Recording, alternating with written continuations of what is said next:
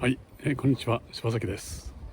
今日はね、上総一宮の、その名の通り一宮というね、とても古い、お宮の、門前に来ていますね。あの鳥居がそうです。